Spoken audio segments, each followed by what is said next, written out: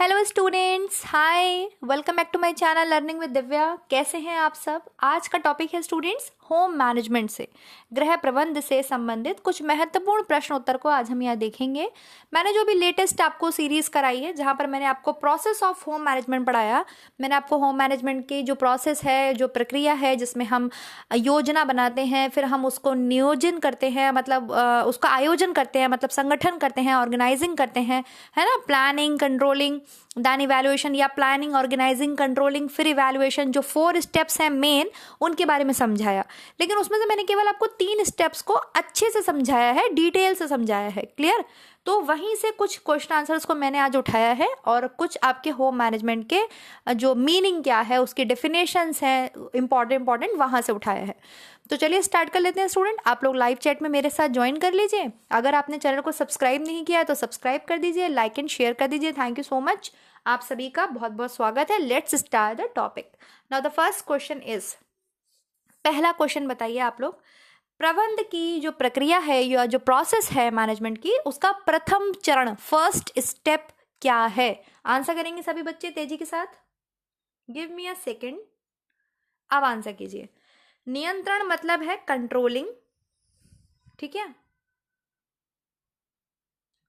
मूल्यांकन का मतलब हो गया यहाँ पे इवैल्यूएशन। थर्ड आयोजन मतलब आपके ऑर्गेनाइजिंग, ऑर्गेनाइज करना, ठीक है। और इनमें से कोई नहीं। आप बताइए प्रबंधन प्रक्रिया का प्रथम चरण क्या है। देखिए मैंने आपसे बराबर इस चीज के लिए बोला है कि ऐसे क्वेश्चंस में आप उसका इंग्लिश वाला सेक्शन जरूर चेक करेंगे, ठीक है। इंग्लिश वाला क्वेश्चन आप जरूर चेक करेंगे। कहीं कहीं देखिए प्लानिंग का मतलब होता है नियोजन, योजना बनाना, नियोजन उसको हिंदी में बोलना चाहिए, एग्जैक्ट मीनिंग जो उसका हुआ। आयोजन का मतलब हुआ इम्प्लीमेंट करना, मतलब हमने जो योजना बनाई थी उसको इम्प्लीमेंट कर दिया, हमने उसको आयोजित कर दिया। लेकिन कभी कभी मैंने देखा है किसी किसी बुक्स में प्लानिंग को भी आयोजन बोल देते हैं, जो कि गलत बात है, ठीक है। प्लानिंग का मतलब होता है नियोजन करना, योजना बनाना, प्लान करना। तो यहाँ पर आंसर हो जाएगा इनमें से कोई नहीं, क्योंकि प्रथम चरण क्या है, गृह प्रबंध की प्रक्रिया का प्रथम चरण है प्लानिंग करना। ऑलवेज आप याद रखेंगे 4 स्टेप्स आप याद रखेंगे, planning, organising, controlling and evaluation. किस तरीके से क्वेश्चन आपसे पूछा जा रहा है, एग्जामिनर कैसे पूछ रहा है आपसे, आप उसको ध्यान में रखते हुए आंसर करेंगे स्टूडेंट्स। Be careful, okay. तो इसका आंसर हो जाएगा इनमें से कोई भी नहीं, क्योंकि प्लानिंग सबसे पहला, सबसे पुराना, सबसे प्राचीनतम चरण है किसी भी इस प्रोसेस का, और मैनेजमेंट प्रोसेस का भी वो फर्स्ट स्टेप है। क्लियर। चलिए नेक्स्ट क्वेश्चन देखते हैं स्टूडेंट इसी के साथ। ज्ञान इनमें से कौन सा संसाधन है। ज्ञान मतलब आपकी नॉलेज, नॉलेज बताइए कौन सा संसाधन है, रिसोर्सेज है, आपके रासायनिक केमिकल है, भौतिक है, आर्थिक है, या मानवीय साधन है। तो ज्ञान, नॉलेज आपको पता है, मानवीय साधन है, आपका ह्यूमन रिसोर्सेज है। साधन जब हम पढ़ते हैं तो मेन 2 तरीके के होते हैं, मानवीय साधन और अमानवीय साधन, ठीक है। अमानवीय साधन को अगर हम फर्दर क्लासिफिकेशन करना चाहें अमानवीय साधन का, नॉन ह्यूमन रिसोर्सेज का, तो हम उन्हें भौतिक साधन में और सामुदायिक साधन में कर सकते हैं। लेकिन मेन तो 2 ही होते हैं, मानवीय और भैया अमानवीय। मानवीय जो ह्यूमन में है, अंदर मनुष्य के अंदर निहित है, उसकी नॉलेज, उसकी ब्यूटी, उसकी क्या कहते हैं इंटेलिजेंस, है ना, उसकी एबिलिटी, ये सब क्या है, उसकी दक्षता, ये सब क्या है आपके ज्ञान, ये सब क्या है मानवीय साधन है। इसके अलावा जो भी है भौतिक वस्तुएं हैं या कुछ सामुदायिक वस्तुएं हैं, सामुदायिक सुविधाएं हैं, ये सब कैसी होती है, नॉन ह्यूमन रिसोर्सेस होती हैं। Very good. तो आंसर क्या हो जाएगा, मानवीय। नेक्स्ट क्वेश्चन देखिए, प्रबंधन एक प्रक्रिया है जो निरंतर चलती रहती है। मैनेजमेंट एक प्रोसेस है जो कंटिन्यू चलती रहती है। कैसी प्रोसेस है प्रबंधन, आपकी शारीरिक, मानसिक, आर्थिक या सामाजिक। मैनेजमेंट एक कैसी प्रोसेस है, आप फिजिकली मैनेजमेंट करते हैं ज़्यादातर, या आप आर्थिक रूप से करते हैं, आप सामाजिक रूप से करते हैं, किस तरीके से करते हैं। तो प्रबंधन को जो है एक मानसिक प्रक्रिया माना जाता है। कैसी है, it is a mental process. ये हर व्यक्ति के दिमाग में चलती रहती है। हर व्यक्ति अपने जीवन में, जीवन की हर एक अवस्था में और जीवन के प्रत्येक क्षण में, ठीक है, और प्रत्येक कार्य को करने के लिए जो है मैनेजमेंट करता रहता है। चाहे हम खाना बनाने की बात करें तब हमें मैनेजमेंट प्रोसेस की ज़रूरत है, चाहे हम आपसे पढ़ने की अपने बात करें, किसी गोल को अचीव करने की बात करें, हर जगह हम मैनेजमेंट प्रोसेस का यूज़ करते हैं। और ये हमारे दिमाग में अंदर ही अंदर, हमारे मस्तिष्क में मानसिक प्रक्रिया है, चलती रहती है, ठीक है। तो ये क्या हो जाएगा, इसका आंसर हो जाएगा ऑप्शन नंबर 1 आपके मानसिक प्रक्रिया। Very good. नेक्स्ट क्वेश्चन देखेंगे सभी स्टूडेंट्स।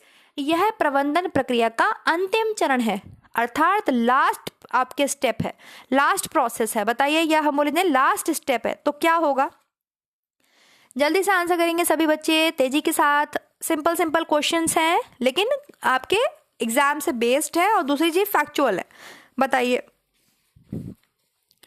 व्यवस्थापन प्रक्रिया का अंतिम चरण मूल्यांकन होता है। मूल्यांकन जिसे आप इवैल्यूएशन बोलते हैं, क्या होता है? मूल्यांकन। ये व्यवस्थापन प्रक्रिया का आपके अंतिम चरण है, जबकि पहला क्या है? प्लानिंग है। बिल्कुल। दूसरा आप इम्प्लीमेंटेशन को बोल सकते हैं, ऑर्गेनाइजेशन को बोल सकते हैं, ऑर्गेनाइजिंग को बोल सकते हैं, नॉट ऑर्गेनाइजेशन, ऑर्गेनाइजिंग को बोल सकते हैं। और तीसरा आपके होता है कंट्रोलिंग। कंट्रोलिंग में चेकिंग उसका एक फेज है, ठीक है। कंट्रोलिंग की एक फेज है या एक अवस्था है, क्या है? चेकिंग, जिसको आपने ECA से याद किया हुआ है, अभी मैंने आपको याद कराया। Energising, checking and adjusting. Last चरण व्यवस्थापन प्रक्रिया का अंतिम चरण आपके मूल्यांकन है, जो कि आपको ये बताता है कि आपने जो भी योजना बनाई वो सफल रही या असफल रही, या क्या ड्रॉबैक्स हुए, जो भी कुछ है। अगर सफल रही तो क्यों रही, असफल रही तो क्यों रही, आपने कौन से डिसीजंस आपके जो थे अच्छे रहे, कौन से डिसीजंस आपके अच्छे नहीं रहे। इससे आपको अपना पूरा ओवरऑल भी मिल सकता है, डिटेल भी मिल सकता है, फॉर्मल, इनफॉर्मल, और आप सेल्फ इवैल्यूएशन भी कर सकते हैं, ठीक है। तो गृह प्रबंधन का लास्ट प्रोसेस क्या है? आपके मूल्यांकन, इवैल्यूएशन। नेक्स्ट क्वेश्चन देखेंगे स्टूडेंट्स, क्वेश्चन नंबर 5। गृह प्रबंध की प्रक्रिया का चरण ही नहीं है। बताइए वो कौन सा स्टेप है जो है ही नहीं गृह प्रबंध की प्रक्रिया में? तो गृह प्रबंध की प्रक्रिया को हम आंख बंद करके याद कर सकते हैं, POCE। कर सकते हैं कि नहीं कर सकते हैं? पोस से, pose. Wow, what is good, it is good. Pose, planning, organising, controlling and evaluation. ये तो निमोनिक्स बन गया। हाँ, पोस, पोस। वाओ, मैंने पहली बार बनाया, अभी यहीं बैठे बैठे बनाया है। पोस। तो भैया प्लानिंग हो गया, ऑर्गेनाइजिंग हो गया, कंट्रोलिंग हो गया, इवैल्यूएशन हो गया है, तो फिर क्या नहीं है? प्रसारण नहीं है ना। प्रसारण मतलब विस्तारण, किसी चीज को एक्सटेंड करना, एक्सटेंशन। ये तो एक्सटेंशन एजुकेशन का पार्ट है, या हम किसी भी चीज का विस्तार कर रहे हैं तो प्रसारण है। तो एक नया निमोनिक मिल गया है बच्चों। अगर आपको कभी भी, जैसे कुछ बच्चों को हो जाता है, मैं मानती हूँ, हर एक बच्चा डिफरेंशिएशन है, हर एक बच्चा अलग है, इंडिविजुअल डिफरेंसेस हैं। किसी को कोई चीज़ जल्दी समझ में आती है, किसी को थोड़ा रुक के समझ में आती है ना, किसी को निमोनिक से याद हो जाता है। तो इसका निमोनिक बना दिया हमने होम मैनेजमेंट प्रोसेस का। क्या है भाई, बता दो? पोस, POCE। और आज मैं बहुत खुश हूँ। बताऊँ मैं क्यों खुश हूँ? एक्चुअली मैं इसलिए बहुत खुश हूँ, आपको पता है मैं इतनी फेमस हो गई हूँ स्टूडेंट्स, इतनी फेमस हो गई हूँ कि खुद को भगवान कहने वाले, होम साइंस के भगवान, पता नहीं क्या क्या कहलवाने वाले लोग मेरे PDF से क्वेश्चंस को कॉपी करते हैं, ठीक है। और कॉपी करते हैं, अच्छी बात है, मजबूरी होगी, कोई ना कोई कॉपी करते हैं, बढ़िया है, अच्छी बात है। इतना कॉपी करते हैं जो मैं फ्री ऑफ कॉस्ट अपनी PDF बच्चों के लिए अवेलेबल करवाती हूँ। खुद की तो सिग्मा सिक्योरिटीज़ लगी हुई हैं, लेकिन मेरा कंटेंट इतना ज़बरदस्त तरीके से कॉपी करते हैं कि ऑर्डर तक चेंज नहीं करते हैं क्वेश्चंस का, ठीक है। मैंने अगर क्वेश्चन फर्स्ट नंबर पे पूछा है तो बंदी ने फर्स्ट नंबर पे पूछा है, मैंने उसको सेकंड पे पूछा है तो उसने सेकंड पे, क्योंकि एज इट इज पूरा 10 क्वेश्चन कॉपी मार लिए हैं और अपनी वीडियो में उसे ऐड कर लिया है। वो भी दुख की बात नहीं है। दुख की बात तो यह है कि बंदी पूरे कॉन्फिडेंस के साथ आंसर भी गलत दे रही है। ये बहुत बुरा लगा मुझे। यार कॉपी मारो तो कम से कम कंप्लीट तो कॉपी मारो, इतना तो कॉपी मारो मेरे को कि आंसर तो सही कर पाओ। ठीक है, मैं भी भगवान नहीं हूँ, मुझसे भी कभी कभी क्वेश्चंस के आंसर गलत हो जाते हैं, बट मैं कॉपी तो नहीं मारती यार किसी को। मेरा अपना स्टाइल है, अपना पढ़ाने का तरीका है, क्वेश्चंस को सॉल्व कराने का मेरा अपना तरीका है यार। उसे कॉपी मत करो, do not copy me please. तो अपना कुछ बनाओ यार, अपना एक स्टाइल बनाओ, उसको करो ना, दूसरे को कॉपी मत करो। और इतना कॉपी करो कि मतलब आपने ऑर्डर तक चेंज करने की ज़रूरत नहीं समझी, ऑप्शंस तक चेंज करने की ज़रूरत नहीं समझी। आपने उठाए हैं, फ्री PDF आपको मिल गया, 10 क्वेश्चन ऊपर से उठाए, अपनी वीडियो में डाल लिए। अपनी PDFs, अपनी वीडियोज़ में आपके सिग्मा, गामा, अल्फा सिक्योरिटीज़ लगी हुई हैं, है ना। क्योंकि अपना तो पढ़ाई है, दूसरे की पढ़ाई फ्री की मिल रही है तो वो फोकट की है। ऐसे मत करो, है ना, इससे दिल पे चोट लग गई मेरे। तो please do not copy me, do not copy Divya Mishra, ठीक है। ऑलवेज बी ओरिजिनल बनिए। ओके, जो भी है सुनेंगे तो ज़रूर, क्योंकि हो सकता है यहाँ से भी क्वेश्चंस कॉपी कर ले, तो एज इट इज़ मत मारो, थोड़ा ऑप्शन तो चेंज कर लो यार, ऑर्डर तो चेंज कर लो। अगर मैंने कोई क्वेश्चन पहले पे पूछा तो तुम 10 में भी तो पूछो, कि सीधे सीधे मेरे PDF से 10 क्वेश्चन उठा लोगे। चलो खैर, अब नाम क्या लूं? समझदार को इशारा काफी है ना। आज मैं बहुत खुश हूँ। क्यों खुश हूँ बताया मैं? इसलिए और भी खुश हूँ क्योंकि आज जो है मैं प्लान्स कर रही हूँ कि मैं आप लोगों को सामने से आगे पढ़ा सकूँ। बहुत बच्चे कहते हैं मैम आप सामने नहीं आती, आप सामने नहीं दिखती, मैम आप क्यों नहीं दिखती। तो मेरी प्रोसेस जारी है, मेरा प्रोसीजर जारी है और मैं पूरी कोशिश कर रही हूँ कि वाइट बोर्ड लूँ और आपको सामने से आके पढ़ाऊँ और फिर मस्त जो है हम मेटाबॉलिज्म पढ़ेंगे और अनाटमी का तो धुआं निकाल देंगे, ठीक है। तो इसलिए भी मैं और बहुत खुश हूँ आज। खैर मेरी नज़र ना लग जाए मेरी खुशियों को। परिवार प्रबंधन प्रक्रिया के चरण क्या है बताइए भैया, स्टेप्स क्या हैं? ये प्रीवियस ईयर क्वेश्चन है, आपके क्वेश्चन आ चुका है एग्जाम में। बताइए क्या क्या आपके स्टेप्स हैं। फैमिली प्लानिंग, वो सॉरी फैमिली मैनेजमेंट बोल सकते हैं, होम मैनेजमेंट बोल सकते हैं। तो आपकी क्या होता है? योजना बनाना। बिल्कुल, योजना को हम क्या बोलेंगे? प्लानिंग। POCE। अभी अभी हमने जो है इसका निर्माण किया है, हम इसके निर्माण करते हैं निमोनिक्स के। तो planning, organising, controlling and evaluation. Option number 3 यहाँ पे बिल्कुल ठीक हो जाएगा। आप हमेशा याद रखेंगे बच्चे, मैं आपको कई बार बता चुकी हूँ, कहीं पे 4 मिलेंगे, कहीं पे आपको कोई बुक 3 को ज़्यादा महत्व देती है ना, कोई कोई बुक में 4 को ज़्यादा महत्व दिया जाता है। लेकिन आपके जब हम गृह प्रबंध की बात करते हैं तो आपको 4 स्टेप्स याद रखने हैं अपने दिमाग में। POCE से, पोस्ट से आपको याद रखने हैं। क्या क्या है वो? Planning, organising, controlling and evaluation. मतलब योजना बनाना, आयोजन, नियंत्रण और मूल्यांकन। अब अगर एग्जामिनर आपसे केवल 3 से क्वेश्चन पूछेगा तो भी वो आपको हो सकता है यहाँ पे आयोजन ना दे, केवल ये 3 ऑप्शंस दे दे, है ना, और ऊपर नीचे आगे पीछे कर दे, आपसे पूछ ले, तब भी आपको तैयार रहना है। और अगर आपसे ऐसे चारों से पूछ ले तब भी आपको तैयार रहना है। ओके, सो बी रेडी और अपना ध्यान से आराम से क्वेश्चन को सॉल्व कीजिएगा एग्जाम में, और इंग्लिश वाला सेक्शन जरूर चेक कर लीजिएगा। चलिए क्वेश्चन नंबर 7 की तरफ चलते हैं स्टूडेंट्स। ये मैंने यहाँ पर थोड़ा सा इसका डिस्क्रिप्शन लिखा है कि परिवार प्रबंधन प्रक्रिया के या आपके होम मैनेजमेंट के गृह प्रबंध के प्रक्रिया के चरण है योजना बनाना, मतलब प्लानिंग। इसको हिंदी में नियोजन भी लिख देते हैं, ठीक है, नियोजन। क्या लिखते हैं? नियोजन। इसलिए मैं सजेस्ट करूंगी कि आप इंग्लिश में ही याद करो। Planning, organising, controlling and evaluation कोई टफ शब्द तो है नहीं जो हिंदी मीडियम वाले बच्चे नहीं कर सकते। आयोजन, अब आयोजन को संगठन भी बोलते हैं, है ना, संगठित करना या संगठन करना, तो ये भी बोल सकते हैं, ये भी आपको लिखा मिल सकता है। नियंत्रण, नियंत्रण क्या होगा? क्या? कंट्रोलिंग। नियंत्रण क्या हो गया? कंट्रोलिंग लिखा है। और मूल्यांकन, मूल्यांकन मतलब इवैल्यूएशन या इवैल्यूएटिंग। तो ये आपके चरण है, इसको आप ध्यान रखेंगे। इसीलिए मैं आप इतना डिटेल से एक एक चीज को पढ़ा रही हूँ कि हमसे छोटी छोटी गलतियां ना होने पाए। और बहुत अच्छी बात है अगर आपका स्ट्रांग है, ये चीज स्ट्रांग हो गया है तो बहुत अच्छी बात है ना। चलिए नेक्स्ट देखते हैं स्टूडेंट, गृहिणी का मुख्य कार्य बताइए क्या है। ये यहाँ से जो क्वेश्चन है 6-7 क्वेश्चन आपको 9th की बुक से मैंने उठाए हैं, क्योंकि 9, 10th, फर्स्ट ईयर, इंटर आपको ध्यान से पढ़ना है। SCRT की जो भी आपके माध्यमिक शिक्षा परिषद की बुक है वहां से भी क्वेश्चंस कभी कभी बन जाते हैं, आते हैं एग्जाम में। तो गृहिणी का मुख्य कार्य क्या है बताइए?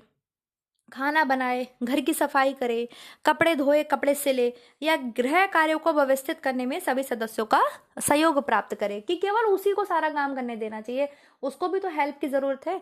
तो ऑप्शन नंबर कौन सा सही हो जाएगा यहाँ पर? ऑप्शन नंबर 4 सही हो जाएगा कि जो भी उसके गृह कार्य हैं उसको व्यवस्थित करने के लिए उसको सभी सदस्यों का सहयोग प्राप्त करना चाहिए। Very good. नेक्स्ट देखिए क्वेश्चन नंबर 7, परिवार की कुशल अर्थव्यवस्था, है ना, किस पर निर्भर करती है? अर्थव्यवस्था का मतलब होता है इकोनॉमी, फैमिली की इकोनॉमी, फैमिली का जो आपके सिस्टम है इनकम का, वो उसको हम किस पर वो निर्भर करता है? आवश्यक बचत पर करता है, अनावश्यकताओं के समन्वय पर करता है, विवेकपूर्ण बचत पर करता है, या आवश्यक खर्चे में कटौती पर करता है? बताइए। मेरे हिसाब से इसका आंसर होना चाहिए विवेकपूर्ण बचत पर करता है, ठीक है। विवेकपूर्ण बचत या मितव्ययता के साथ बचत करना चाहिए, बचत में ये विवेकपूर्ण बचत ही होना चाहिए, ठीक है। परिवार की कुशल अर्थव्यवस्था किस पर निर्भर करती है? विवेकपूर्ण बचत पर। मुझे ऐसा लगता है इसका आंसर ये होना चाहिए, फिर भी एक बार मैं रीचेक जरूर करूंगी कि बुक में क्या आंसर दिया है। ओके नेक्स्ट देखते हैं स्टूडेंट क्वेश्चन नंबर 8, ऊर्जावान बनाना। बताइए, ऊर्जावान बनाना या बोल सकते हैं स्फूर्तिदायक बनाना, या बोल सकते हैं बल देना, ठीक है। और इंग्लिश में क्या बोलेंगे? एनर्जाइजिंग। क्या बोलेंगे? एनर्जाइजिंग। और नेक्स्ट क्या है आपके? जांच करना। जांच करना मतलब चेकिंग या हाँ चेकिंग ही बोलेंगे बिल्कुल, और क्या। और थर्ड वन है आपके समायोजित करना, मतलब एडजस्टिंग, ठीक है। ECA एक और हमारा निमोनिक है। या आ गया है ये किसके विभिन्न चरण हैं, बताइए किसके विभिन्न चरण हैं।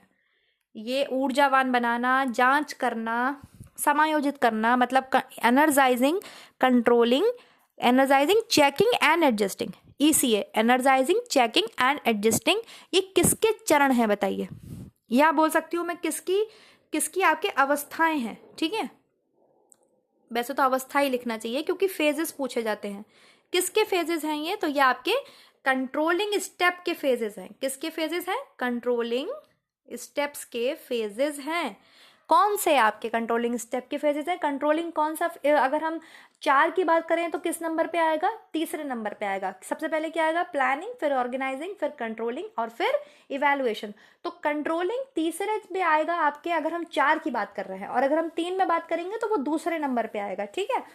तो 4, अगर हम 4 की बात कर रहे हैं तो तीसरे नंबर पे आएगा। ये कंट्रोलिंग जो है ये आपकी योजना को सफल बनाने के लिए, योजना को गति प्रदान करने के लिए, है ना, योजना को आपके लक्ष्य तक पहुंचाने के लिए जो है नियंत्रण का होना बहुत आवश्यक माना जाता है। ये सब आपको बताया था मैंने, और मैंने आपको ये भी पढ़ाया था और आपने पढ़ा भी है कि नियंत्रण को निकेल और डॉर्सी एक यंत्र के समान मानते, एक टूल के समान मानते कि एक टूल है जो हमारे योजना को सफल बनाने में, उसको गति प्रदान करने में, उसको लक्ष्य तक पहुंचाने में मदद करता है।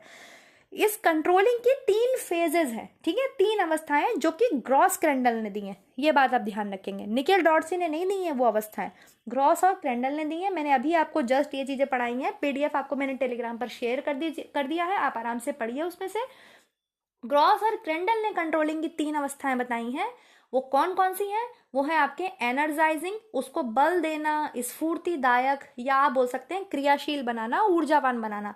अर्थात जो भी आपने योजना बनाई है उसको बना के आप छोड़ मत दीजिए, ठीक है, उसको कंटिन्यू आप एनर्जाइज करते रहिए, उसको बल देते रहिए, अपने प्लान्स को एग्जीक्यूट करते रहिए, इंप्लीमेंट करने पे लगे रहिए। Am I clear. तो उसको एनर्जाइज करते रहिए, फिर जांच करते रहिए कि आपके जो भी निर्णय है या आपकी जो भी प्रोसेस है वो आपके अनुसार चल रही है या नहीं चल रही है, ठीक है। फिर समायोजन भी करते रहिए। अगर आपको अपने डिसीजंस में चेंजेस करने पड़ रहे हैं, कहीं पर आपको अपने प्लान्स में चेंजेस करने पड़ रहे हैं, तो हम वो कर सकें, इतनी आपकी जो योजना है वो लचीली होनी चाहिए। समझ में आ रहा है। तो ये कंट्रोलिंग की 3 फेजेस हैं जो कि किसने दी हैं, बहुत महत्वपूर्ण प्रश्न यहाँ से बनेंगे एग्जाम में। ये ग्रॉस और क्रेंडल ने दी हैं, निकेल डॉर्सी ने नहीं दी है। निकेल डॉर्सी ने इसे परिभाषित किया है कंट्रोलिंग को। वो कहते हैं कि कंट्रोलिंग जो है वो एक टूल के समान है, एक यंत्र के समान है, ठीक है, जो आपके परिणामों को, इच्छित परिणामों को लक्ष्य तक पहुंचाने में हेल्प करता है। क्लियर। नेक्स्ट देखेंगे स्टूडेंट, क्वेश्चन नंबर 9 का आंसर बताएंगे। गृह व्यवस्था एक व्यावहारिक विज्ञान है, ये डेफिनेशन किसने दी है होम मैनेजमेंट की, कि होम मैनेजमेंट एक व्यावहारिक विज्ञान है, it is a behavioural science. बताइए किसने दी है ये definition. Home management is a behavioural science, ये व्यवहारिक विज्ञान आपके कोर्टजिन बोलते हैं, है ना, कोर्टजिन बोलते हैं ना, हाँ, कोर्टजिन की परिभाषा है। ये परिभाषा मैनी टाइम्स रिपीट हो चुकी है आपके TGT PGT में, अभी लास्ट 2021 में भी रिपीट हुई थी, और PYQs आपके रिपीट होते रहते हैं, इसलिए ये PYQ से है, इंपॉर्टेंट क्वेश्चन है, ठीक है। चलिए नेक्स्ट क्वेश्चन बताएंगे स्टूडेंट। गृह प्रबंध जो है संस्कृति में निहित है, ये डेफिनेशन किसने दी है। गृह प्रबंध संस्कृति में निहित है, मतलब संस्कृति में उसकी जड़ें हैं, संस्कृति में बसा हुआ है गृह प्रबंध, ठीक है, कल्चर में बसा हुआ है। किसने बोला है, ग्रॉस क्रेंडल ने, कोर्टजिन ने, राजमल पी देवदास ने, या एरिन ओपनहीम ने। बताइए ये किसकी डेफिनेशन है, संस्कृति की जड़ें किसने बोला है गृह प्रबंध को, तो संस्कृति की जड़ें आपके एरिन ओपनहीम ने बोला है, ठीक है। अगर हम बात करें ग्रॉस एंड क्रेंडल ने क्या बोला है, तो ग्रॉस एंड क्रेंडल ने गृह प्रबंध को एक मानसिक प्रक्रिया बोला है, ठीक। कोर्टजिन की बात हम कर चुके हैं, कोर्टजिन ने गृह प्रबंध को क्या बोला है, व्यावहारिक सिद्धांत या व्यावहारिक विज्ञान बोला है, it is a behavioural science according to कोर्टजिन। अगर हम बात करें राजमल पी देवदास जी की, तो राजमल पी देवदास जी ने इसे बांध के समान बोला है। वेरी गुड, किसके समान बोला है गृह प्रबंध को, बांध के समान। तो 4 डेफिनेशन आपके यहाँ पर क्लियर होती हैं, और चारों से क्वेश्चन बन सकता है जो कि आपके क्लियर हो गए। ग्रॉस एंड क्रेंडल गृह प्रबंध को एक मानसिक प्रक्रिया बताते हैं, ठीक है, और आपके क्या है, कोर्टजिन इसे व्यवहारिक विज्ञान बताते हैं। गृह प्रबंध को, होम मैनेजमेंट को राजमल पी देवदास ने तो इसकी तुलना बांध से की है कि ये बांध के समान है, डैम के समान है। और एरिन ओपनहीम ने बोला है कि जो है गृह प्रबंध की जो जड़ें हैं वो संस्कृति में निहित हैं, संस्कृति में है। इसके अलावा लिचफील्ड ने इसे एक्शन ऑफ साइकिल बोला है, मतलब क्रियाओं का चक्र बोला है। किसने बोला है, लिचफील्ड ने क्रियाओं का चक्र बोला है। और कितनी क्रियाएं हैं, 5 क्रियाएं हैं। कितनी क्रियाएं हैं? 5 क्रियाएं हैं। तो इसका मतलब उन्होंने कितने स्टेप दिए हैं मैनेजमेंट प्रोसेस के? 5 स्टेप दिए हैं। ठीक है स्टूडेंट्स, इसलिए लीचफील्ड बोलते हैं इसे action of cycle. Question number 11 देखते हैं। गृह व्यवस्था के मार्ग में बाधा है, मतलब बैरियर है क्या? उत्तम नियोजन करना बाधा है, समुचित ज्ञान का अभाव बाधा है, उपकरणों का अधिक उपयोग बाधा है, या मकान का अधिक बड़ा होना बाधा है? आंसर करेंगे सभी बच्चे। भाई होम मैनेजमेंट के प्रोसेस में या मार्ग में क्या चीज बाधा है? तो समुचित ज्ञान का अभाव। आपके पास नॉलेज ही नहीं है, आप होम मैनेजमेंट जानते ही नहीं है कि कैसे हमें टाइम मैनेज करना है, कैसे हमें एनर्जी को मैनेज करना चाहिए, ठीक है, कैसे हमें अपने वर्क को मैनेज करना चाहिए या सिंप्लीफाई करना चाहिए हमें अपने वर्क को, या हम किस तरीके से डेकोरेशन कर सकते हैं। हमें फ्लावर अरेंजमेंट की कोई जानकारी नहीं है, हमें फर्नीचर की कोई जानकारी नहीं है, आपके पास समुचित ज्ञान का अभाव है। मकान का बड़ा होना, उत्तम नियोजन, उपकरणों का अधिक प्रयोग करने से कभी भी गृह व्यवस्था में बाधा नहीं आती, बल्कि ज़्यादा से ज़्यादा हमें इक्विपमेंट्स का यूज़ करके अपनी टाइम, अपनी एनर्जी, अपनी मनी तो क्या, मनी तो खर्च हो जाएगी, लेकिन टाइम एंड एनर्जी को सेव कर सकते हैं, है ना। चलिए आगे देखते हैं।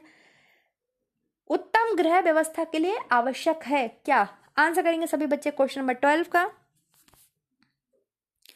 उत्तम गृह व्यवस्था के लिए आवश्यक है, टेक योर टाइम, पारिवारिक आय का अधिक होना, परिवार के सदस्यों का अधिक होना, विलासिता के साधन उपलब्ध होना, गृह व्यवस्था का व्यावहारिक ज्ञान होना।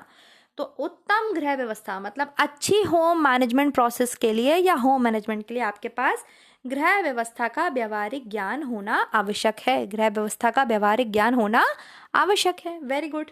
नेक्स्ट देखेंगे क्वेश्चन नंबर 13। निम्नलिखित में से कौन सा साधन भौतिक साधन में संबंधित नहीं है? कौन सा साधन भौतिक साधनों से संबंधित नहीं है? भौतिक साधन क्या होते हैं? आप जिन्हें टच फील कर सकते हो, देख सकते हो, है ना, ऐसे साधन जो भौतिक हैं। तो क्या नहीं है बताइए भैया? नौकर कोई भौतिक साधन नहीं होता। नौकर आपकी सेवा करता है, ठीक है, आपकी सेवा करता है, आपकी सेवा कर सकता है, लेकिन वो कोई साधन ऐसा भौतिक नहीं है जिसको खरीद के ले आए और आपने अपने घर में सजा के रख दिया, है ना। तो नौकर कोई भौतिक साधन नहीं है। जबकि धन, कुकिंग गैस, कूलर, ये सब भौतिक साधन हैं जिनका हम यूज़ करते हैं हमारे घर में। नौकर हमारी सेवा कर सकता है, हम उसे पैसे देते हैं, लेकिन एक भौतिक साधन के अंदर वो नहीं आएगा, ठीक है ना भाई, वो भी व्यक्ति है। चलिए आगे देखते हैं क्वेश्चन नंबर 14। गृह व्यवस्था से संबंधित साधन है। साधन का मतलब होता है स्टूडेंट्स रिसोर्सेस। बताइए कौन से ऐसे रिसोर्सेस हैं जो गृह व्यवस्था से संबंधित हैं? भौतिक, मानवीय, सार्वजनिक सुविधाएं, सार्वजनिक साधन, या ये सभी साधन? आंसर करेंगे तेजी के साथ। क्लास 9 की अगर आप बुक खोल के देखते हैं तो वो जो गृह व्यवस्था के साधन बताते हैं वो 3 बताते हैं। मैंने काफ़ी पढ़ा इस चीज़ में। तो भौतिक और सार्वजनिक और मानवीय बताते हैं। तो कोई बात नहीं, मेन तो 2 होते हैं आपके। पीजीटी में भी, टीजीटी में पूछा गया था 2021 में, आपके मानवीय साधन और अमानवीय साधन, ह्यूमन रिसोर्सेज और नॉन ह्यूमन रिसोर्सेज होते हैं मेन 2, ठीक है। अगर आप नॉन ह्यूमन रिसोर्सेज को फर्दर डिवीजन करना चाहेंगे तो भौतिक में और सार्वजनिक साधन में कर सकते हैं, कोई बुराई नहीं है। किसको? नॉन ह्यूमन को। नॉन ह्यूमन मतलब अमानवीय साधन को। क्लियर है? जो मानव में निहित नहीं है, बाहर है, चाहे वो भौतिक साधन हो कोई भी, आपके घर का कुकिंग रेंज, आपके घर का कुकर, आपके घर का फ्रिज, सब भौतिक साधन है। या फिर सार्वजनिक वस्तुएं हो, जैसे बैंक हो गया, लाइब्रेरीज हो गई, हॉस्पिटल्स हो गए, वो सबके लिए है, केवल आपके लिए नहीं है। लेकिन आपकी नॉलेज, आपकी ब्यूटी, आपकी इंटेलिजेंस, आपकी एबिलिटी, वो आप में निहित है ना, वो तो किसी और की नहीं है, ठीक है। क्लियर हो गया? तो गृह व्यवस्था से संबंधित ये सभी साधन हैं। तो इट इज क्लियर कि नहीं? सबको क्लियर होगा। नेक्स्ट देखते हैं क्वेश्चन नंबर 15। एक कुशल गृहिणी के लिए क्या आवश्यक है? बताइए।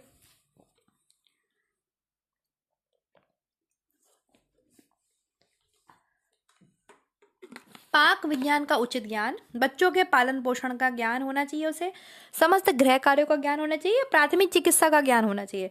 एक कुशल गृहिणी के लिए समस्त गृह कार्यों का ज्ञान होना चाहिए। इसी में ये सब आ जाएगा। प्राथमिक चिकित्सा भी आपको उसी में पढ़ाई जाती है ना, होम साइंस के अंदर ही आप हर एक चीज पढ़ते हैं। तो प्राथमिक समस्त गृह कार्यों का उसको ज्ञान होना चाहिए, उसमें सब कुछ आ जाएगा। नेक्स्ट देखते हैं क्वेश्चन नंबर 16 का आंसर करेंगे स्टूडेंट्स। बहुत छोटी सी वीडियो है, ज़्यादा टाइम आपका मैं नहीं लूंगी, छोटा सा वीडियो है, इंपॉर्टेंट क्वेश्चंस है, आपका एक रिवीजन अच्छे से हो जाएगा। बस इसी पर्पज से अब ये क्लासेस मेरी चल रही हैं, क्योंकि मैं मैराथन्स ले चुकी हूँ, आपको एक ओवरव्यू दे चुकी हूँ, पूरा आपके पास मौजूद है 5 सब्जेक्ट्स का। और एनाटमी तो मेरी अलग चलती ही है, फिजियोलॉजी, बाकी मैं देखती हूँ क्या बचा है। मुझे मेटाबॉलिज्म पढ़ाना है, स्टमक पढ़ाना है, काफ़ी सारे टॉपिक्स पढ़ाने हैं। बच्चे मुझे भेजते रहते हैं, मैम ये पढ़ा दो वो पढ़ा दो, ध्यान भी नहीं रहता, दिमाग से निकल जाता। गृह व्यवस्था का क्या अर्थ है? घर के सभी कार्यों को योजना बनाकर करना, घर की आय व्यय का लेखा जोखा रखना, पारिवारिक साधनों का उपयोग करना, पारिवारिक जीवन को व्यवस्थित ढंग से चलाना। गृह व्यवस्था का अर्थ है पारिवारिक जीवन को व्यवस्थित ढंग से चलाना। ठीक है, जब वो पारिवारिक जीवन को व्यवस्थित ढंग से चलाएगी तो परिवार के साधन का भी अच्छे से यूज करेगी, घर की आय और व्यय का लेखा जोखा भी बनाएगी, घर के सभी कार्यों को योजना बनाकर भी तैयार रखेगी, है ना। तो पूरा पारिवारिक जीवन, इन ये सारी चीजें इसमें आ गई आपके। चलिए नेक्स्ट देखते हैं क्वेश्चन नंबर 17। गृह व्यवस्था का वास्तविक उद्देश्य, एक्चुअल ऑब्जेक्टिव क्या है? कार्यों को कुशलतापूर्वक करना, भविष्य के लिए बचत करना, भोजन पोषण का ध्यान रखना, परिवार के सदस्यों को सुखी और संतुष्ट करना। बताइए एक्चुअल उद्देश्य क्या है, वास्तविक उद्देश्य।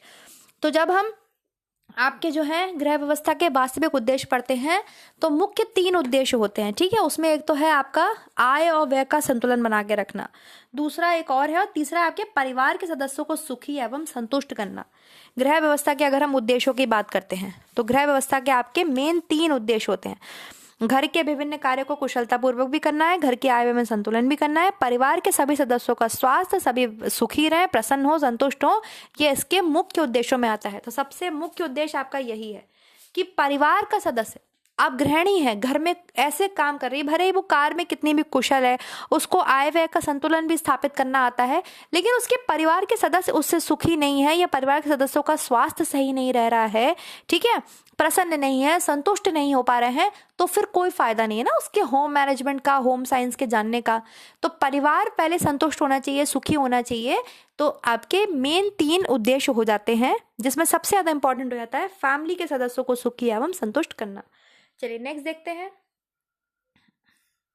नियोजन की प्रक्रिया का फर्स्ट चरण बताइए क्या है? नियोजन मतलब प्लानिंग का, प्लानिंग का फर्स्ट स्टेप बताइए स्टूडेंट क्या होता है? हमने प्लानिंग के स्टेप्स की बात करी थी ना। देखिए प्लानिंग के टाइप्स 2 थे। लॉन्ग टर्म प्लान्स बनाते हैं हम, मतलब दीर्घकालीन प्लान बनाते हैं, दीर्घकालीन योजनाएं बनाते हैं, और अल्पकालीन योजना बनाते हैं, वो टाइप्स थे। और मैंने आपको इसके अलावा हमने नियोजन के वो पढ़ा था, स्टेप्स पढ़े थे, जो कि आपके ग्रॉस एंड क्रेंडल ने दिए हैं, लुइस एलन ने दिए हैं, एवन ने दिए हैं। तो बताइए वो कौन से हैं? इन ऑप्शंस में बताइए आप, और मुझे ये भी आंसर करिए कि मैम ये किसके अकॉर्डिंग है, किसने ये वाले चरणों को बताया है, और पहला चरण होगा क्या? समस्या को पहचानना, विभिन्न विकल्पों के लिए खोज करना, विकल्पों के बीच चयन करना, परिणाम को स्वीकार करना। तो नियोजन प्रक्रिया का पहला चरण, या किसी भी आप जब भी कोई पहला स्टेप लेते हैं, प्लानिंग बनाते हैं, तो आपके पास जो भी मतलब समस्या का इन द सेंस ये नहीं है कि आपके पास कोई प्रॉब्लम ही होगी, आप किस चीज पे काम करने जा रहे हैं, है ना, आप किस चीज के लिए प्लानिंग करने जा रहे हैं। तो सबसे पहले आप identify the situation, identify the problem, वो प्रॉब्लम को आप, उस सिचुएशन को आप सबसे पहले समझते हैं। क्लियर है? तो ये पहला स्टेप होता है प्लानिंग करने का। किसका स्टेप है ये? प्लानिंग करने का। अच्छा हाँ, एक चीज आप बहुत ध्यान से सुनिए मेरी, बच्चे कंफ्यूज हो जाते हैं, कंफ्यूज नहीं होना है। गृह प्रबंध के आपके स्टेप्स पूछे जाते हैं, गृह प्रबंध के स्टेप पूछे जाते हैं, तो वो है आपके पोल्स, planning, organising, controlling and evaluation. मैं आपसे ये प्लानिंग के स्टेप्स पूछ रही हूँ, है ना, इसीलिए तो हमने एक एक को अलग अलग पढ़ा है। क्यों पढ़ा है एक एक को अलग अलग? क्योंकि हम उतना ध्यान नहीं देते हैं डिटेल में, इसीलिए तो पढ़ा है। तो प्लानिंग के अलग स्टेप है, प्लानिंग के अलग स्टेप हैं, कंट्रोलिंग के अलग फेजेस हैं, इवैल्यूएशन के अलग टाइप्स हैं। ठीक, तो प्लानिंग के स्टेप्स क्या है? प्लानिंग के स्टेप्स है वही, सबसे पहले समस्या को समझिए, समस्या को पहचानिए, आइडेंटिफाई द प्रॉब्लम या आइडेंटिफाई द सिचुएशन। फिर क्या है? List down the alternatives. ठीक है, विभिन्न विकल्पों के लिए आप खोज करिए, लिस्ट डाउन करिए। फिर क्या होता है? एनालाइज द ऑल्टरनेटिव्स, मतलब सीकिंग द ऑल्टरनेटिव्स या एनालाइज द ऑल्टरनेटिव्स। जो भी आपके पास विकल्प हैं उसको आप क्या करिए, उसका आप एनालाइज कीजिए। ठीक है, फिर कौन सा होता है आपके फोर्थ होता है सिलेक्ट वन। अब क्या करना है आपको? जो भी विकल्प है उसमें से कोई एक विकल्प चयन करना है उसका। और लास्ट क्या होता है? अब जो भी कॉन्सिक्वेंसेस होंगे, जो भी उसका रिजल्ट होगा, उस परिणाम को आप क्या करेंगे? स्वीकार करेंगे। तो ये नियोजन के चरण हैं, और ये चरण आपके ग्रॉस और क्रेंडल ने दिए हैं। कई बार इन चीजों की बात मैं आपसे कर चुकी हूँ, कई बार। किसने दिए हैं? ग्रॉस एंड क्रेंडल ने ये चरण दिए हैं, ठीक। और इसके अलावा आपके लुईस एवन ने दिए हैं, जो कि वो बताते हैं वही उद्देश्यों को पहचानिए, भविष्यवाणी कीजिए, है ना।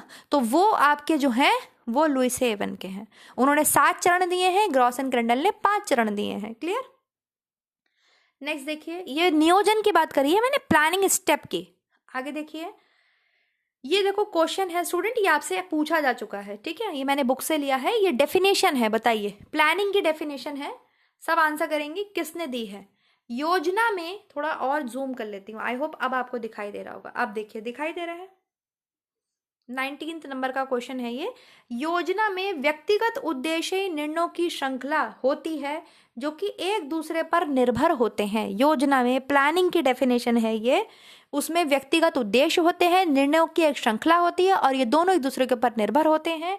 और ये योजना में निर्णय प्रक्रिया के सभी चरण सम्मिलित किए जाते हैं। अतः योजना में, और ये किसकी डेफिनेशन है? ये किसकी डेफिनेशन है? ये डेफिनेशन आपके किसकी है? जल्दी आंसर करिए। ग्रॉस एंड क्रेंडल की। किसकी है? ग्रॉस एंड क्रेंडल की डेफिनेशन है, ठीक है।